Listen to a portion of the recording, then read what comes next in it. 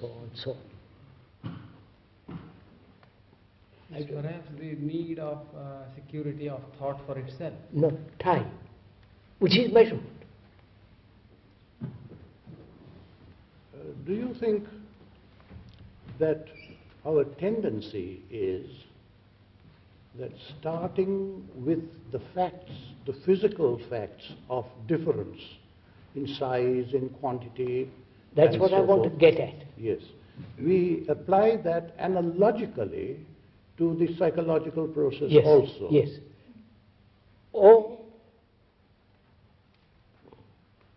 without measurement, there would have been no technology. It's true. I don't know if you're...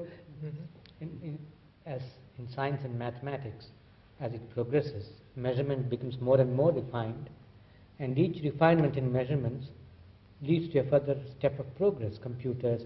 So we're not saying that we're not denying that. Yes, in one sense, measurement and refinements of measurements do lead to certain kind of progress in science and technology. Of course, we said that. But we are not talking of physical measurement so much as psychological measurement. Yes. Why has man used psychological time as a means of self-growth, self-aggrandizement, he calls it getting better, Yes. getting more noble, achieving enlightenment. All that implies time. Is it as Mehta says, carried over from the day-to-day living of measurement science and to the psychological field? Is it carried over, or does it exist in the psychological field without reference to this? That's what we are discussing. Yeah. Whether there is any psychological evolution at all. Well, could we say that we began to apply measurement to the psychological field, one out of habit, because that's what we've been using for the physical field, but also could we have made that transfer because it's very comfortable to think that I might be a mess now, but later I'll be fine? Let's be clear on this. On the technological, physical level, we need time. Yes, correct. We need time to acquire a language, time to build a house, time to go from here to there, or time as a developing technology, science. We need time. So let's be clear on that. So I'm asking something else.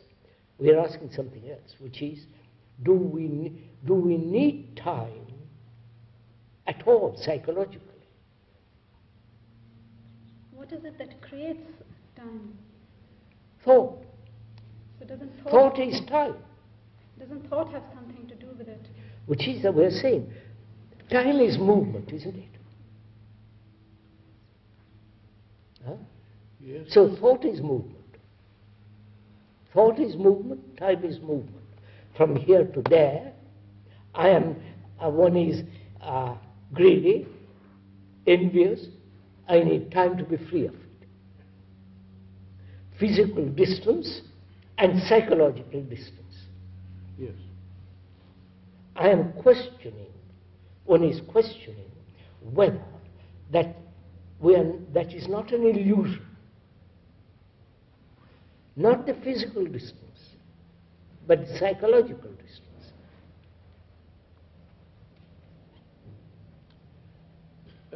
Is there, sir, to put it very succinctly, is there psychologically tomorrow?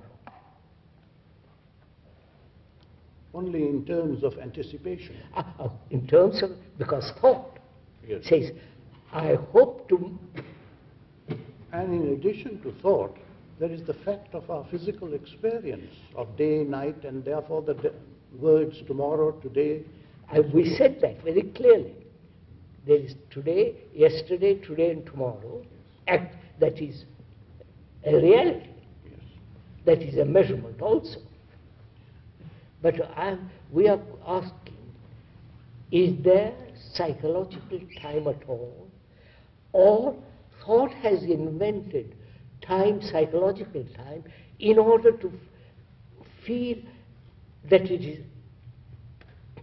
it can achieve or live in some kind of security.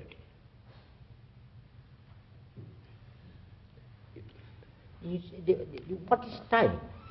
And with time, sir, time is movement. Yes. Time is nothing but the unbroken continuity of cause and effect. That is movement.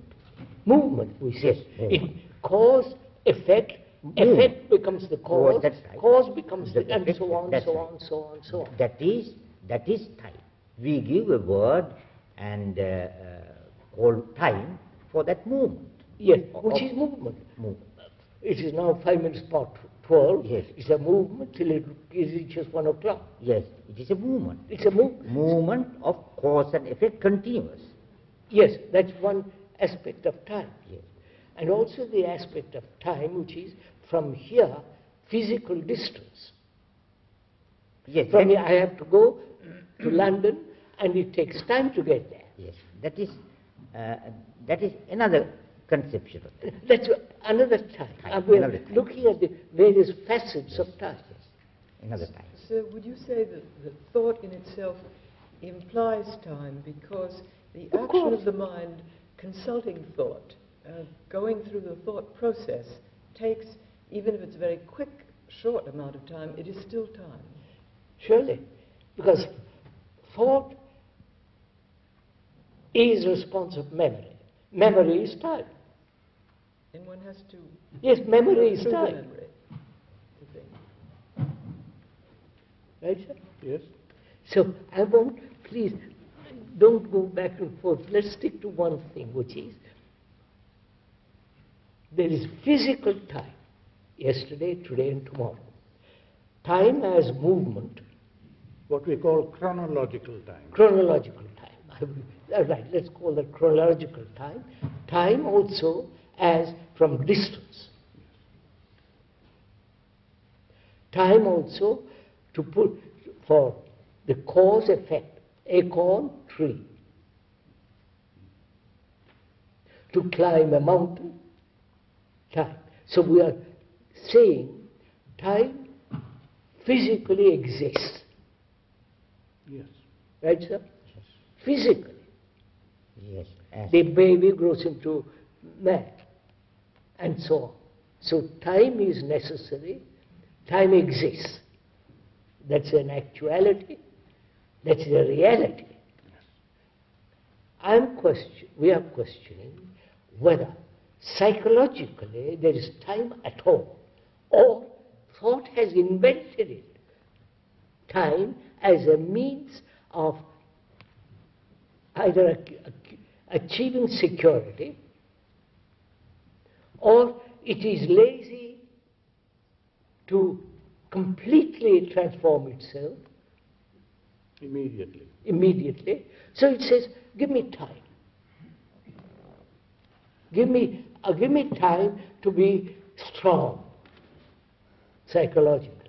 Strong in mind. So strong, psychologically strong. Psychologically, give me time so that I'll get rid of my anger, my jealousy, whatever it is, and I'll be free of it. So he is using time as a means of achieving something psychologically. But then one must ask you about the use of the word psychological in this instance, because if it is a thought process is involved, and if we just said time is implicit in thought, how can you be without thought psychologically? Or We're coming to that. We're coming to that. is the psychology realm in this discussion outside of thought, part of thought, or could be either one? Isn't the whole psyche put together by thought?